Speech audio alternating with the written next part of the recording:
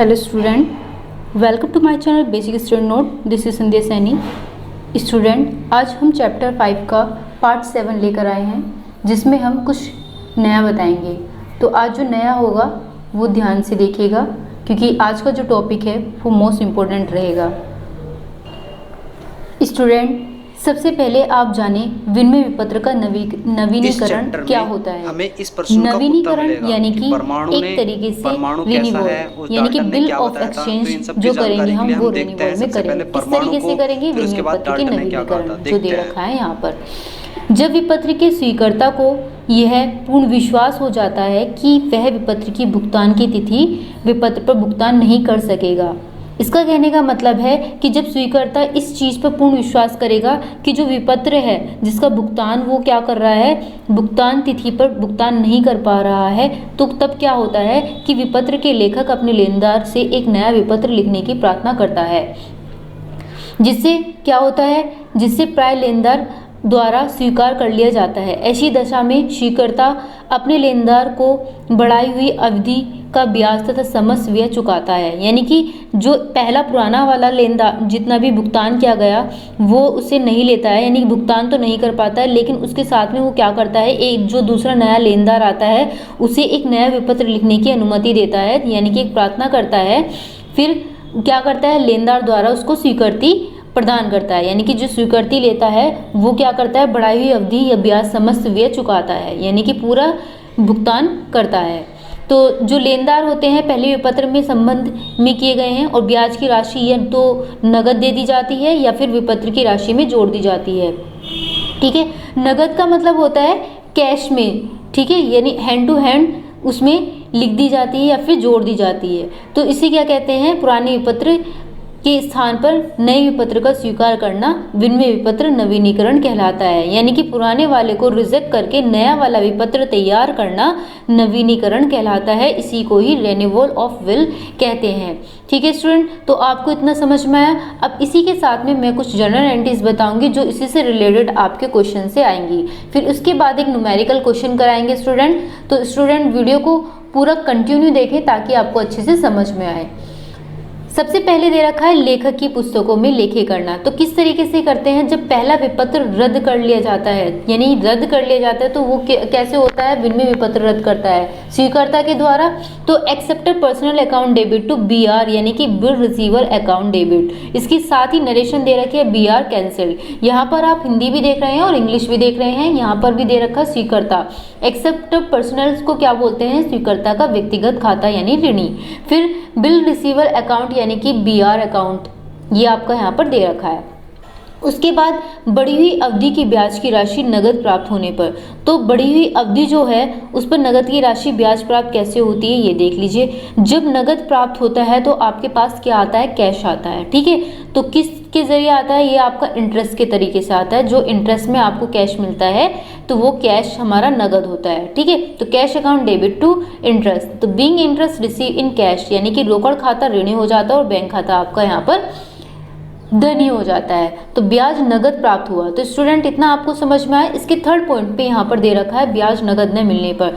जब स्टूडेंट ब्याज नगद नहीं मिलता है तो क्या होता है, एक्सेप्ट पर्सनल को डेबिट कर दिया जाता है और इंटरेस्ट हमारा क्रेडिट हो जाता है।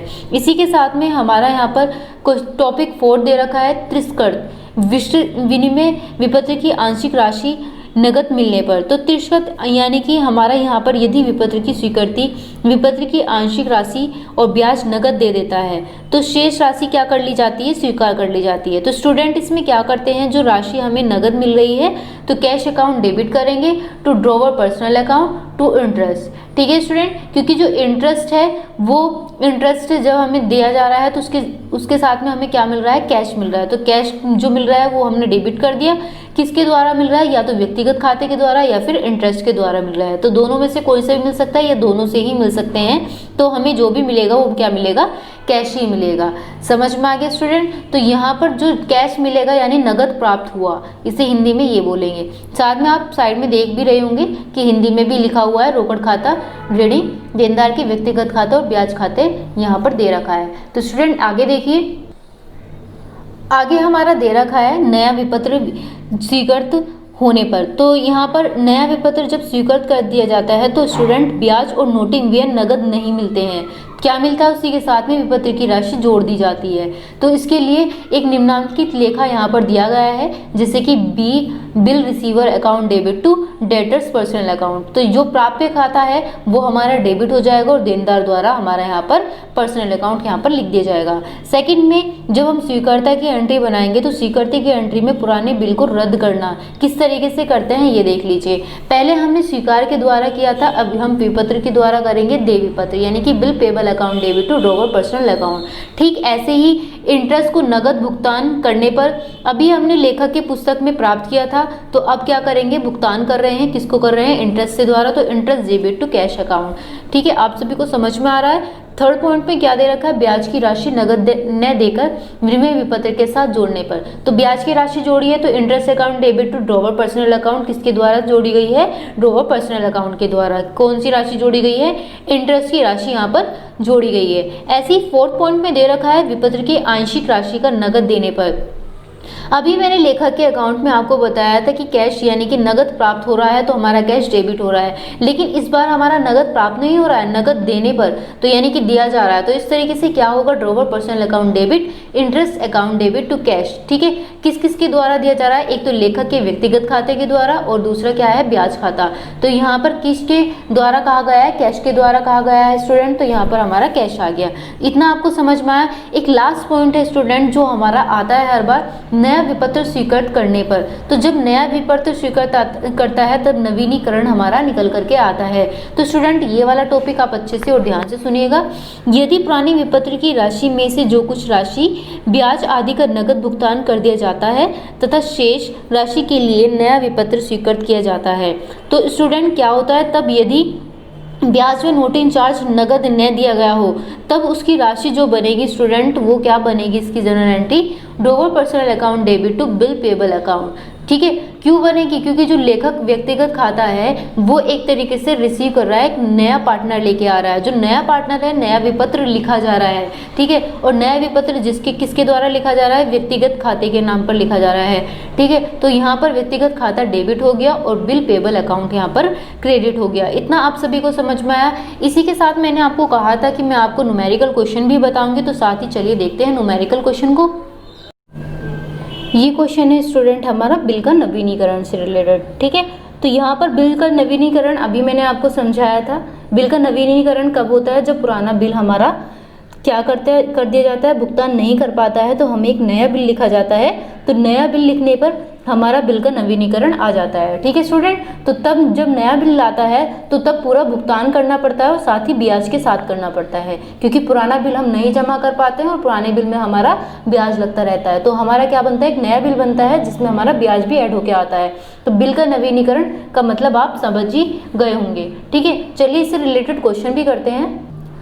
तो स्टूडेंट ये हमारी बुक का क्वेश्चन नंबर 41 है, जहाँ पर दे रखा है 1 जनवरी 2002 को अवधेश ने बशीर को 15,000 रुपये का माल बेचा तथा उस पर 3 माह की अवधि का विनिमय विपत्र लिखा, जिसे बशीर ने स्वीकार कर अवधेश को लौटा दिया। 5 जनवरी को अवधेश ने 5% की दर से बैंक में बिल भुना लिया। देती तिथि पर बिल का अनादरण हो गया और बैंक ने 50 रुपये नोटिंग व्यय के किए। ठीक है, तो 50 रुपये जो नोटिंग व्यय के किए हैं अवधेश ने बैंक की रकम का भुगतान कर दिया उसमें। तो बशीर ने अनादर बिल की राशि नोटिंग व्यय तथा 70 रुपये ब्याज की राशि 1 माह की अवधि का एक नया बिल स्वीकार करके दे दिया, जिसका भुगतान निश्चित तिथि पर हो गया। अवधेश और तथा बशीर की पुस्तकों में आवश्यक जनरल प्रविष्टि कीजिए। स्टूडेंट ये था हमारा आज का क्वेश्चन, जो कि अभी आपने देखा, अच्छे से समझा। उसी से रिलेटेड मैं आज ये क्वेश्चन कराऊंगी, इसका सॉल्यूशन बताऊंगी। तो आपने क्वेश्चन अच्छे से देखा है तो इसे मैं बार बार क्वेश्चन को नहीं दिखाऊंगी, तो इसलिए आप अभी देख लीजिए, फिर उसके बाद मैं आगे का पैटर्न बताती हूँ, इसका सॉल्यूशन किस तरीके से करते हैं। ठीक है स्टूडेंट, तो देखते हैं इसका सॉल्यूशन। आपने क्वेश्चन देख ही लिया होगा। सबसे पहले क्या आ रहा है स्टूडेंट, 1 जनवरी 2002, तो मैं यहाँ पर डेट लिखा हुआ है तो 2002 मैं यहाँ पर लिख देती हूँ, ये हमारा सन है। फिर लिखती हूँ जनवरी 1। ठीक है, जनवरी 1 में बोला है अवधेश ने बशीर को 15,000 रुपये का माल बेचा। ठीक है, बशीर को बेचा है तो स्टूडेंट यहाँ पर आ गया Bashir. Bashir debit to sale account. Student ये तो आपको पता ही चल गया होगा कि जब भी हम जनरल एंट्री बनाते हैं तो यहाँ पर 5 कॉलम्स बनाते हैं, डेट, पार्टिकुलर, एलएफ, अमाउंट और अमाउंट का। ठीक है, तो ये वाला अमाउंट किसका होता है? डेबिट का, और ये वाला क्रेडिट का होता है। और यहाँ पर किसकी बुक बन रही है? हमारी अवधेश की। और एक और अकाउंट हम दिखाएंगे अभी आपको, वो बशीर का अकाउंट होगा, लेकिन अवधेश के अकाउंट में हम बशीर का ही नाम लिखेंगे, अवधेश का नाम नहीं लिखेंगे। तो इसलिए हमने यहाँ पर क्या लिखा, यहाँ पर बशीर को मिला था, बशीर को बेचा था, तो Bashir account debit to sale account. साथ ही इसकी नरेशन भी बना लेते हैं student, being goods sold to him. उसके साथ में कितना दे रखा था? 15,000 दे रखा था स्टूडेंट। तो 15,000 हम डेबिट में और 15,000 ही हम कहाँ डाल देंगे? क्रेडिट में डाल देंगे। इतना आप सभी को समझ में आया? मैंने जैसे कि बताया था कि अवधेश का अकाउंट है, इसी तरीके से मैंने यहाँ पर बहुत सारे अकाउंट्स बना रखे हैं ऑलरेडी। ठीक है, तो यानी कॉलम बना रखे हैं, और कॉलम के साथ ही मैंने यहाँ पर नीचे सबसे नीचे बशीर का अकाउंट भी बना रखा है। तो अभी अभी बशीर के अवधेश के अकाउंट में मैंने सेल की अकाउंट वो बनाई थी, अमाउंट बनाई थी, अकाउंट जनरल एंट्री, और इसी के साथ में मैं बशीर की बनाऊंगी, किसकी? परचेज की। ठीक है स्टूडेंट, तो चलिए यहाँ पर परचेज के लिए पहले डेट लिख देते हैं, 2002 जनवरी 1। तो जनवरी 1 में परचेज किया था किसने? अवधेश ने। तो purchase account debit to Awadhesh. ठीक है, जैसे कि स्टूडेंट मैंने आपको बताया था अभी कि जो बशीर का अकाउंट है उसमें बशीर का नाम नहीं आएगा, अवधेश का नाम आएगा, यानी ठीक अपोजिट नाम आता है। कभी भी याद रखना, जिसका हम अकाउंट बनाते हैं उसका नाम नहीं आता है। तो being goods purchased from Awadhesh. तो स्टूडेंट ये आपने देखा, ये इसकी नरेशन है। साथ ही इसकी जो अमाउंट थी वो कितनी थी? 15,000, यानी कि 15,000। तो 15,000 हमने डेबिट में लिखे और 15,000 ही हमने क्रेडिट में लिखे। चलिए आगे देखते हैं।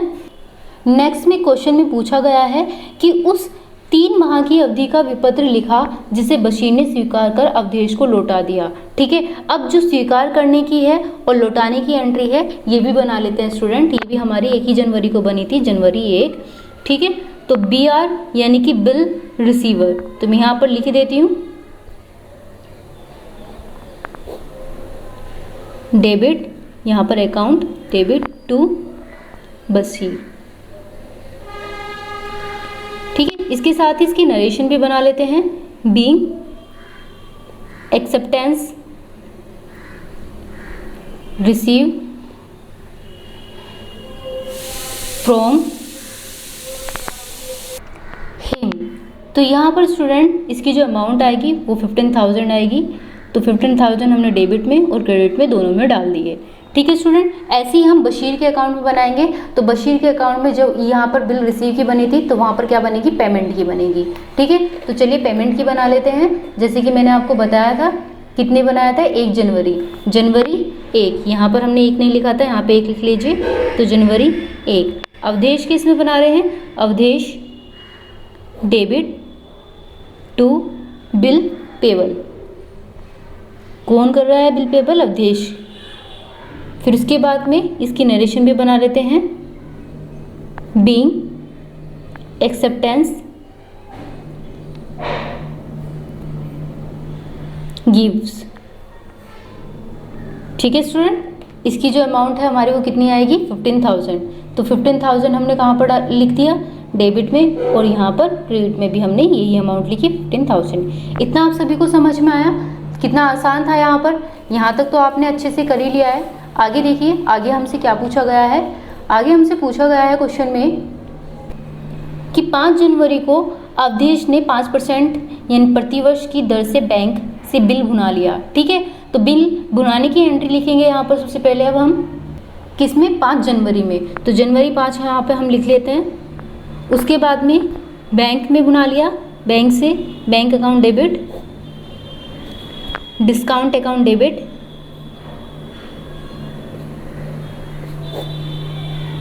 To bill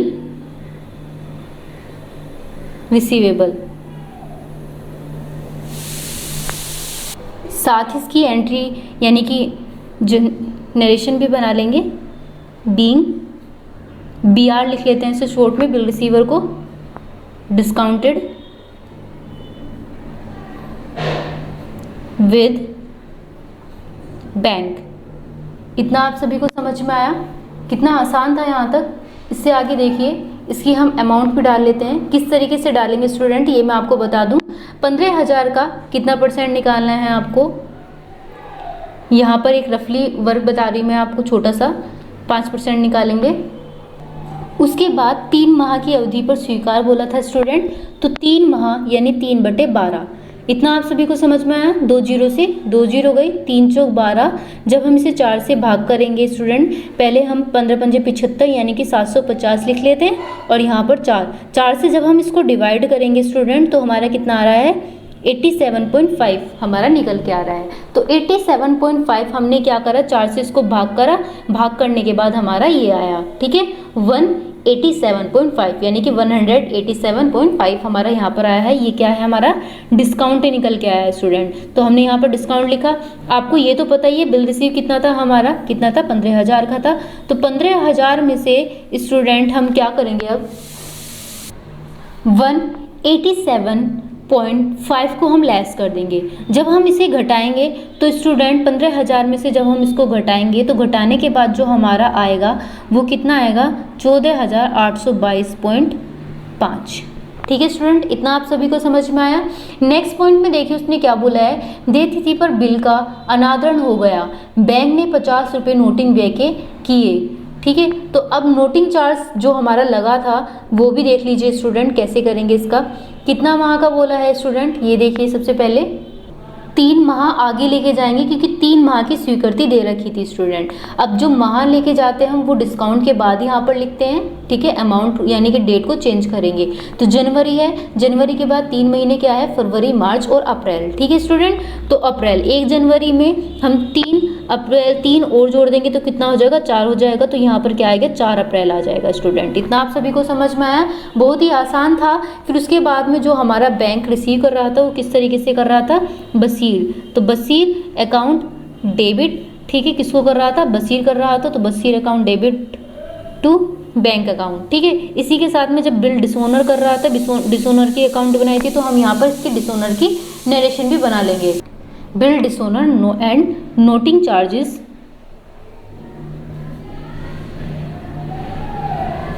noting charges paid by bank भी लिख सकते हैं हम यहाँ पर। तो स्टूडेंट अभी आपको मैंने बताया था कितने रुपए का नोटिंग चार्जेस था, 50 रुपये का नोटिंग चार्जेस था। तो जो 15,000 थे, अभी तक हमारा 15,000 रिसीव बोला गया था, 15,000 रुपये में बेचा गया था बसीर को। तो 15,000 में ही हम नोटिंग चार्जेस को ऐड करेंगे स्टूडेंट। ठीक है, तो 15,000 हमारा ये है, 15,000 में हमें कितना ऐड करना है, 50 रुपये ऐड करना है। ठीक है स्टूडेंट, तो आपको पता ही होगा 15,000 में 50 ऐड करेंगे तो कितना आ जाएगा, 15,050 हमारा इस तरीके से लिखा जाएगा। ठीक है, तो 15,050 हमने यहाँ पर लिखा और 15,050 हमने यहाँ पर लिखा। ठीक, ऐसे ही इसके नोटिंग चार्जेस का अकाउंट जो हम अलग से बनाएंगे, इसका अब हम नोटिंग चार्जेस अलग वाली अमाउंट भी बता देते हैं कि जो बशीर के अकाउंट में बनेगी वो किस तरीके से बनेगी। अब बशीर की इसमें जो मैंने अभी बताई थी वो कितनी थी, डेट थी हमारी 4 अप्रैल थी, तो मैं यहाँ पर क्या लिख देती हूँ, 4 अप्रैल लिख देती हूँ। ठीक है स्टूडेंट, फिर उसके बाद में मैंने कहा था बिल पेबल कर रहा है वो, बिल पेबल, जैसे कि मैंने आपको सबसे स्टार्टिंग में बताया था जनरल एंट्री कैसे कैसे बनानी है। तो डेबिट, फिर उसके बाद में क्या करेंगे, noting charges, noting charges account debit to Awadhesh. ठीक है स्टूडेंट, उसके बाद में इसकी नरेशन भी बना लेते हैं, बीइंग एक्सेप्टेंस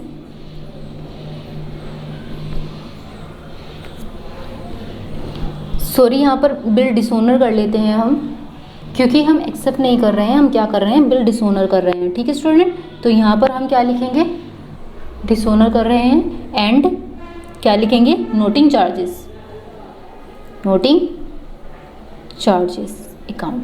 तो स्टूडेंट आपको इतना समझ में आया, हमने यहाँ पर दिखाया कि जब हम कोई बिल रिसीव करते हैं तो बिल रिसीव के बाद में जो अवधेश ने क्या करा था, अभी अभी बिल डिसोनर में बैंक के अवधेश बशीर ने प्राप्त करा था बैंक के द्वारा। फिर यहाँ पर क्या करा, बशीर ने इसको यहाँ पर बिल पेबल कर दिया। ठीक है, तो बिल पेबल करा, bill payable account debit, noting charges account debit to Awadhesh. तो जैसे मैंने यहाँ पर अभी जनरल एंट्री स्टार्टिंग में आपको बताई थी, तो बिल्कुल यहाँ पर कुछ भी चेंजिंग नहीं है, ऐसे का ऐसे ही है। यहाँ पर मैंने बताया था जो नोटिंग चार्जेस है वो कितना है स्टूडेंट, 50 रुपये, अभी मैंने बताया था। उसके बाद क्या था, बिल पेबल हमारा कितना था, 15,000 का था स्टूडेंट, 15,000 हमने यहाँ पर लिख दिया। अब हमने इन दोनों को ऐड करा, ऐड करने के बाद अवधेश की एंट्री में कितना आया, 15,050 आया। ठीक है स्टूडेंट, तो इतना आपने देखा, 15,050 यहाँ पर लिखा गया है। तो यहाँ पर जो 15,050 है स्टूडेंट, इससे पहले मैंने अभी आपको अवधेश की इसमें लिखकर दिखाया था कि अकाउंट में Bashir account debit to bank account 15,050, यानी कि टोटल करके दिखाया था हैंड टू हैंड। यहाँ पर अलग अलग करके दिखाया है। ठीक है, अब आपको यहाँ पर समझ में आ ही गया होगा कि 15,050 कैसे आया है। नेक्स्ट में देखिए, नेक्स्ट में बोला है अवधेश ने बैंक की रकम का भुगतान कर दिया, बशीर ने अनादत की बिल की राशि व 70 रुपये ब्याज की राशि 1 माह की अवधि में एक नया बिल दे दिया, यानी कि करके दे दिया। तो स्टूडेंट पहले बैंक की राशि बना लेते हैं, उसके बाद में हम बिल की राशि यानी कि ब्याज की राशि भी बनाएंगे। ठीक है, तो सबसे पहले आपका क्या आएगा, अप्रैल 4 आएगा। यहाँ पर 4 क्या है, मैंने अभी बताया था बैंक की वो बनाएंगे, तो बैंक अकाउंट डेबिट। ठीक है, बैंक में क्या दे रहे हैं, कैश दे रहे हैं, तो कैश। ठीक है, कैश अकाउंट। उसके बाद में इसकी नरेशन भी हैंड टू हैंड बना लेते हैं, being payment given to the bank. कितना था अमाउंट हमारा यहाँ पर, 15,050, 15,050 ही हम यहाँ पर लिखेंगे। ठीक है, डेबिट में और क्रेडिट में दोनों साइड लिखेंगे। स्टूडेंट आपको इतना समझ में आया। अब देखिए यहाँ पर हमारा बैंक की राशि भी बन गई है। अब मैंने अभी आपको बताया था कि जो राशि है हमारी, यानी कि बशीर के बिल की अनादत राशि, नोटिंग व्यय तथा 70 रुपये ब्याज की राशि 1 माह की अवधि का एक नया बिल स्वीकार करके दे दिया। मैंने अभी आपको ये बताया था। तो चलिए वो एंट्री भी यहाँ पर बना लेते हैं। अप्रैल 4 की है ये भी, अप्रैल 4 यानी कि रिसीव की गई थी, तो क्या लिखेंगे, बिल रिसीवर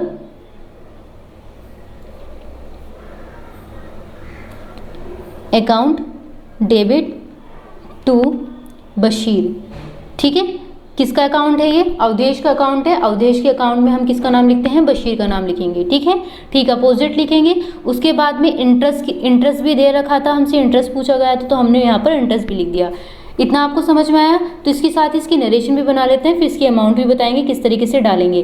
तो being acceptance receive for a new bill बनाया ना हमने, कितने रुपए का, उस पर इंटरेस्ट भी लगाया विद इंटरेस्ट। ठीक है स्टूडेंट, तो यहाँ पर विद इंटरेस्ट लिख सकते हैं हम।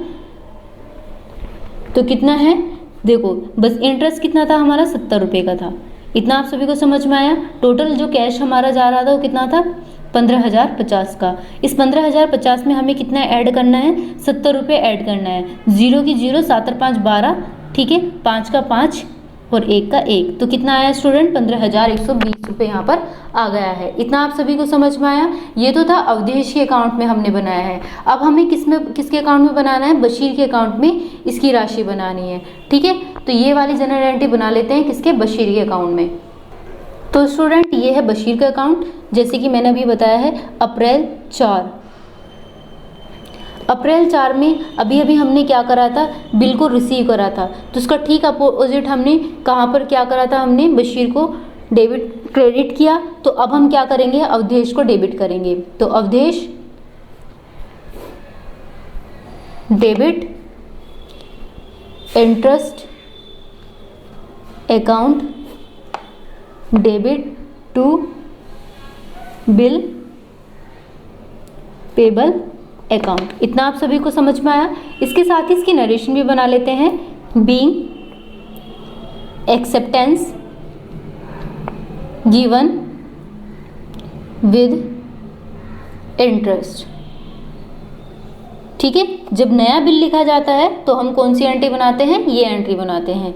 अब आपको इतना समझ में आ गया होगा। तो इंटरेस्ट कितना था स्टूडेंट हमारा, 70 रुपये का था। तो अवधेश की इसमें टोटल कितनी थी, 15,050 थी। तो 15,000 हमने 50 यहाँ पर लिख दी। इन दोनों को जोड़ करके हमारा जो आया था स्टूडेंट वो कितना आया था, 15,120 यहाँ पर हमारा लिखा हुआ आया था। तो हमने यहाँ पर 15,120 हमने यहाँ पर लिख दिया। ठीक है स्टूडेंट, इन दोनों को जोड़ करके। अब नेक्स्ट हमारी लास्ट एंट्री बची है, बहुत ध्यान से सुनिएगा क्योंकि ये क्वेश्चन इंपॉर्टेंट है और इसमें एक नया टॉपिक निकल के आया है। वो नया टॉपिक क्या है, नया इंटरेस्ट यानी कि बिल का नवीनीकरण। उसके बाद में स्टूडेंट्स में बोला गया है जिसका भुगतान निश्चित तिथि पर हो गया। ठीक है, तो निश्चित तिथि पर हो गया। अब क्या करना है स्टूडेंट, इसका भुगतान करने की तिथि की अकाउंट भी बना लेते हैं। ठीक है, चलिए बनाते हैं। सबसे पहले अवधेश के अकाउंट में बनाएंगे। ये है अवधेश का अकाउंट। अप्रैल 4 नहीं आएगा, क्यों नहीं आएगा, क्योंकि इसमें जो राशि दे रखी थी स्टूडेंट, 3 माह की अवधि पर एक नया बिल लिखा गया था। ठीक, 1 माह की अवधि पर एक नया बिल लिखा गया था। तो अप्रैल के बाद में क्या आता है स्टूडेंट, अप्रैल मई आता है। ठीक है, तो मैंने यहाँ पर क्या लिख दिया, मई। नए यानी कि जो बिल का नवीनीकरण हुआ था 1 माह बाद हुआ था, नया बिल जो लिखा गया था 1 माह बाद। तो अप्रैल के बाद 1 माह कौन सा आता है, मई आता है अप्रैल के बाद आगे।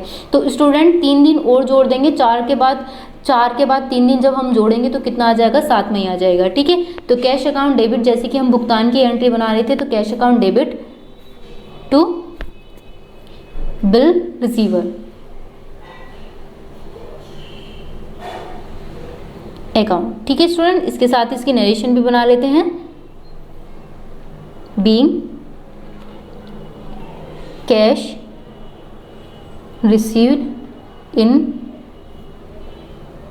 रेस्पेक्ट ऑफ, BR लिख लेते हैं क्योंकि यहाँ पर जगह नहीं है, बिल रिसीवर। ठीक है, तो कितना आएगा, 15,120 हमारा यहाँ पर डेबिट में और क्रेडिट में दोनों में आएगा। यही इतना आप सभी को समझ में आया। कितना आसान था ये क्वेश्चन। इससे आगे देख लीजिए, इससे आगे इसी का ही ठीक अपोजिट हम अब बशीर के अकाउंट में बनाएंगे।